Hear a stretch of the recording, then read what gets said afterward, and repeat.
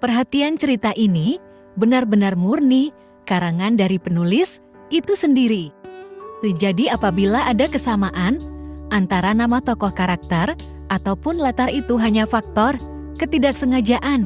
Cinta terlarang, mantan mafia, bab 40. Ella marah dap Erik kalang, kabut dibuatnya. Titip Erik, gue mau ke kamar mandi. Udah nggak tahan? Pepintanya terhadap Maureen dan dibalas anggukan olehnya. Tak lama Ella kemudian kembali ke dalam ruang radiologi tersebut dan sudah tak menemukan siapapun. Sedikit heran, namun Ella mencoba menepisnya, lalu mencari keberadaan mereka. Dok, Tuan Enrico sudah dipindahkan ke ruang rawat khusus di lantai atas. Ucap Putri kepada Ella, rumah sakit ini memang memiliki ruangan khusus untuk pemiliknya. Jika ada yang sakit, ruangan itu berada di lantai paling atas. Tentu dibuat dengan begitu nyaman dan fasilitas yang cukup mewah layaknya hotel berbintang. Ella mengangguk dan berjalan menuju lift untuk ke lantai atas. Sepanjang perjalanan Ella memang menjadi perhatian. Bisik-bisik julid pun tak luput dari telinga Ella.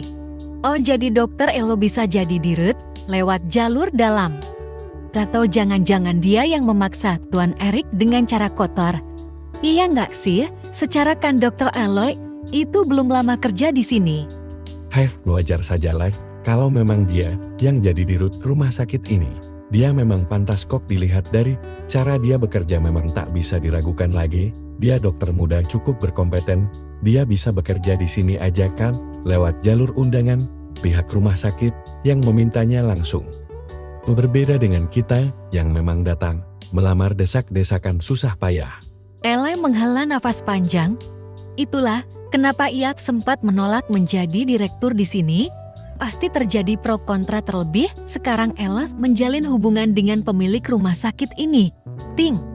Sampai di lantai paling atas, dirinya langsung menemui Erik. Tangannya terulur membuka pintu ruangan yang ditempati Erik. Aromakas rumah sakit menusuk hidung mancung Ella. Ruangan berwarna putih itu cukup bersih dan luas, tentu sangat nyaman. Dilihatnya pria itu tengah berbaring dan memejamkan kedua bola matanya. Ella menelisik Erik dari ujung kaki hingga kepala. Bangun. Aku tahu kamu hanya pura-pura tidur. Suara dingin itu begitu menggema di ruangan yang cukup sunyi ini. Atau aku semakin marah sama kamu, Erik? Sambungnya dengan suara tertahan. Kelopak mata Erik bergerak secara perlahan. Terdengar rintisan yang lolos di bibir Erik. Sweetie, kamu sudah di sini? Bilanya Erik dengan suara lemahnya. Tatapan Erik sedikit menciut ketika melihat wajah garang Ella yang tengah menatapnya dengan tajam bersedekap dadang. Gak usah pura-pura merasa kesakitan, bangun. Teriak Ella lalu menjewer telinga Erik hingga si empunya mengadu kesakitan. Aduh, iya Sweetie, cukup. Ini beneran sakit, aduh. Mintanya memelas karena joweran yang diberikan El begitu mematikan. Oh, sakit beneran ya, yang tadi jadi bohongan kan?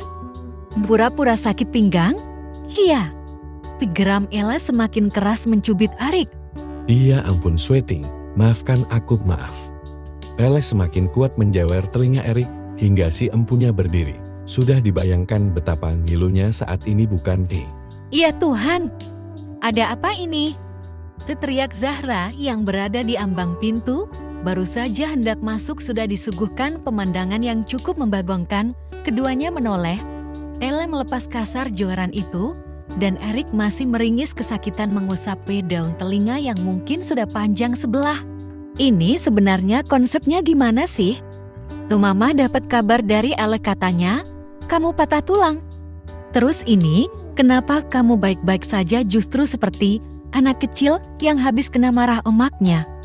Turkanya bingung Zahra, menatap keduanya, melihat raut wajah Ella yang tengah menahan amarah dan Erik yang menunduk takut. Tanya sendiri aja sama anak tante itu. Ella pamit pulang dulu karena harus siap-siap praktektan. Jawabnya melirik sinis Erik, lalu tangannya terulur mencium punggung tangan Zahra, lalu melangkah pergi keluar tanpa menoleh ke arah Erik. Sweetie, tunggu dulu. Aku bisa jelasin Sweetie. teriak Erik frustasi. Elle sepanjang jalan menggerutu kesal, lantaran kelakuan Erik yang di luar nalar, bagaimana bisa ia berpura-pura kesakitan dan aragah. Kesal Ella memukul-mukul angin. Saat Ella hendak kembali dari kamar mandi, tak sengaja Ella melihat dua orang pria dengan gerak-gerik yang cukup mencurigakan. Ia mengikuti langkahnya mendekat ke arah mereka, matanya menyipit melihat dua orang. Itu salah satunya mirip Erik. Dan benar saja itu adalah Erik dan dokter radiologi yang bertugas. Ella dengan jelas mendengar percakapan antara keduanya jika Erik hanya pura-pura kesakitan dan ingin melihat seberapa pengorbanan yang Ella lakukan. Erik hanya ingin memastikan jika Ella benar-benar peduli dan mencintainya atau tidak, dan melihat kepanikan yang Ella alami sudah cukup membuat Erik mendelik percaya jika kekasihnya itu sudah jatuh cinta kepadanya. Sungguh cara yang aneh, bukan? Dan Erik meminta dokter ini agar memalsukan diagnosa itu. Ella yang mendengar itu semua merasa dibodohi, tak peduli bagaimana alasan Erik melakukan itu. "El, kemana?" teriak Maureen yang hendak pulang selepas jaga malam di IGD pulang. Jawab ketus Elle, "Lah sih, gimana ceritanya? Bukannya lo nungguin Erik? Hasilnya belum keluar kan?" tanya Maureen bingung. "Gak ada yang keluar. Buruan gue nebeng lo. Di jam 11 gue, ada praktek, masih ada waktu untuk gue pulang ganti baju," jawab Elle masih dengan hati yang dongkol. Terlalu malas untuk menyetir sendiri akhirnya. Ella memutuskan untuk ikut dengan Maureen. Mobil sedan milik Maureen melaju dengan kecepatan sedang. Pagi menjelang siang ini jalanan di ibu kota cukup lenggang. Kantuk Maureen menghilang ketika mendengar penuturan Ella yang cukup menggelikan. Jika ternyata Erik itu hanya pura-pura. Hahaha. Lo itu pinter, astaga Ale. Logikanya mana ada orang patah tulang gara-gara jatuh dari ranjang? Atlis ranjang tempat tidur lo nggak lebih tinggi dari setengah meter? Maureen tertawa ngakak hingga mata ya berhir. "Iya ya, orang gue berasa nendangnya itu keras banget Ryan. Gue lihat dia di bawah, udah kesaktian gitu." "Iya, gue panik lah," jawab sewot Elle membela diri.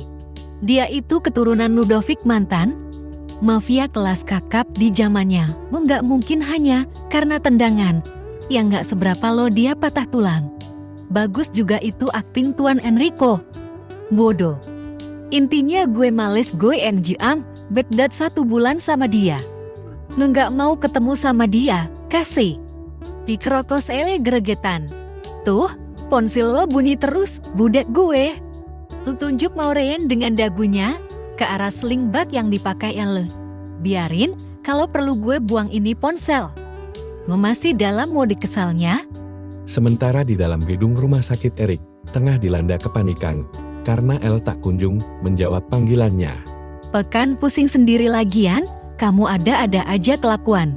Kalau mama jadi Elle juga bakalan marah atau malah pergi dari kamu, ya kan Pak?"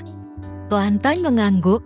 Ia terkekeh melihat keadaan putra semata wayangnya dalam keadaan yang cukup kacau. Baru juga official ditinggal pergi, ledek Anthony.